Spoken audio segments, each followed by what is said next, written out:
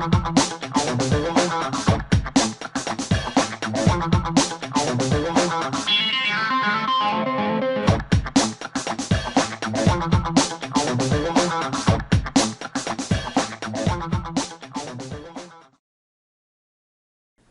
so what's better than greens?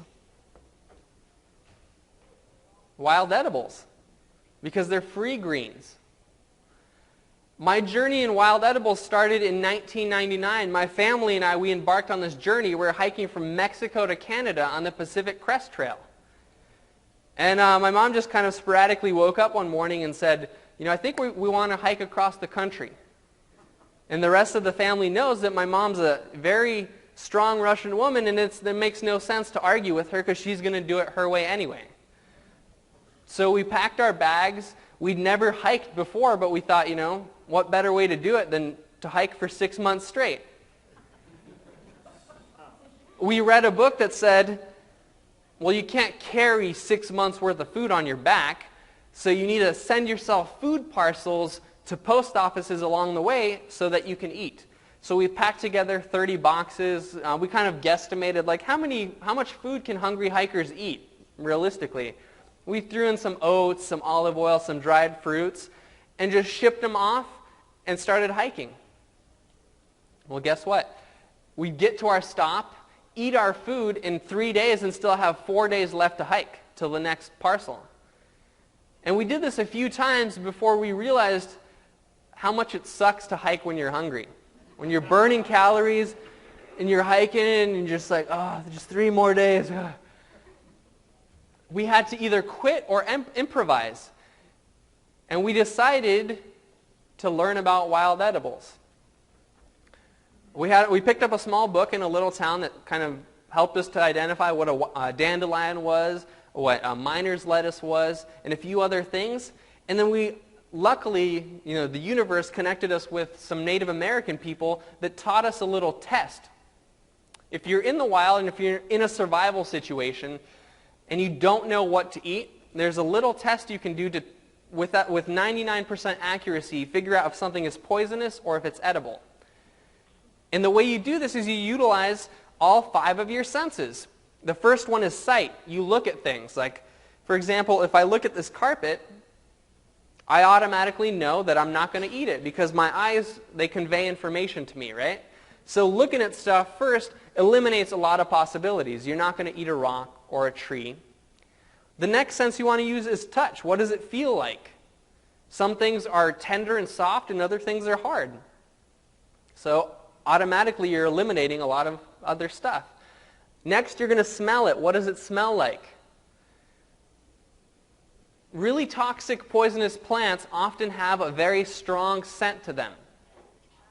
And this scent kind of, if you smell it, if you just take a big whiff, your body naturally goes, I don't want that. Hemlock is one of those plants. It smells really strong. Foxglove. It doesn't really want to go down. If you just eat plants without smelling them, that's dangerous. But if you take a big inhale, your body starts giving you signals, information. Other plants smell really nice. Like if you take miner's lettuce, it kind of smells earthy, but it kind of makes you almost salivate a little bit. Like, I could eat this. Next, Native Americans say, listen to the plant. And this might sound really strange to you. It did to me too. When you live in the city, your intuition isn't as honed, right? When you live close to nature, when you live in the country, when you're hiking, you start getting these senses about things. I'll give you an example. When we were hiking for 6 months, it got so strong that we always knew what the weather patterns were going to be without the Weather Channel. We would just look at the air, we'd feel the electricity in the air and think, there's going to be a thunderstorm, and sure enough, there'd be a thunderstorm. Or we'd know when hail was coming, and I don't know how we knew, but it's your body's natural instinct. So Native Americans say, listen to the plant, see if it tells you anything. If you can't do this, or if your intuition isn't talking to you, I interpret this as saying, go over the other 3 senses. Again, make sure that it feels nice, it smells nice.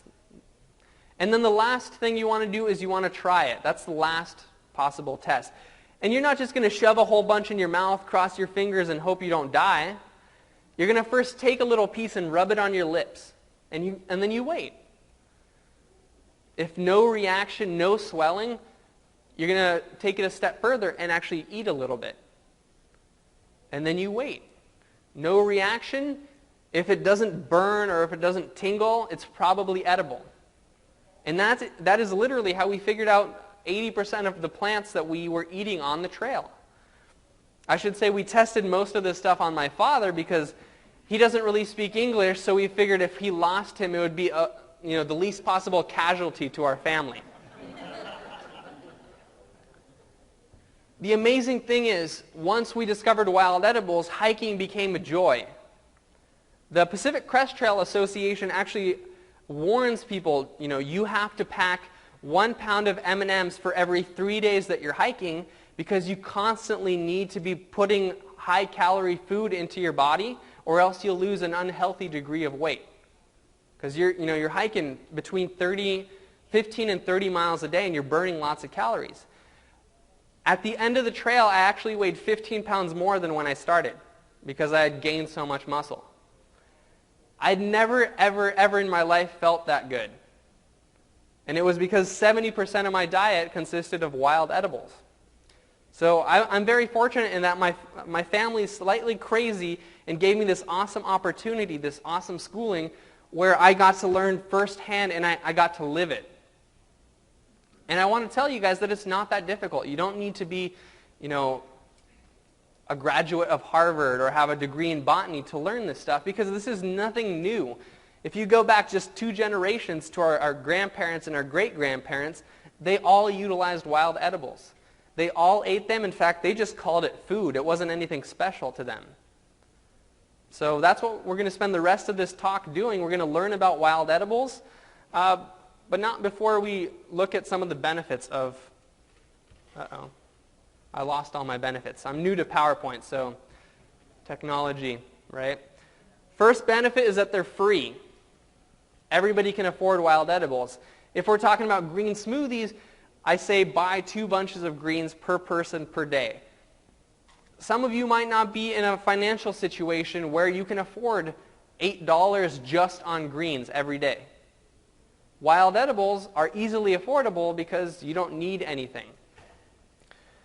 Wild edibles are also genetically stronger than store-bought plants, so they're better than organic. And the reason being is because they have longer root systems, up to 3 times longer than lettuce or kale. They generally grow in areas where humans don't disturb them as much, and that's a benefit in and of itself. And also, wild edibles are often the origins of plants that are common to us. So for example, dandelions, that's like prehistoric lettuce, essentially. So thousands of years ago, before we had farmers markets and stores, we didn't have lettuce, we had dandelions. And it was hybridized over time so that the leaves were bigger, juicier, sweeter, but also not as nutritious. So when you're eating a dandelion, you're actually getting more nutrition out of it. They also give us the opportunity to live locally, or to eat locally, right? We don't have to truck in bananas or fly in bananas that have traveled longer and more than we have. We just walk outside, we pick a dandelion, and bam, we have it. And eating locally also presents another benefit, and that is that dandelion that's growing here in Dallas, Texas, is in the same environment, fighting off the same bacteria and microorganisms as you are. So essentially, if you eat that dandelion, you can boost your own immune system where you live. Isn't that amazing? In the wintertime, we don't have as much sun, it's cloudy, it's colder, our immune system goes down because of that. We tend to start getting sick. Try this. If you start eating dandelions or wild edibles in your area in the winter months, I guarantee it, you're going to get sick less. Amazing, right?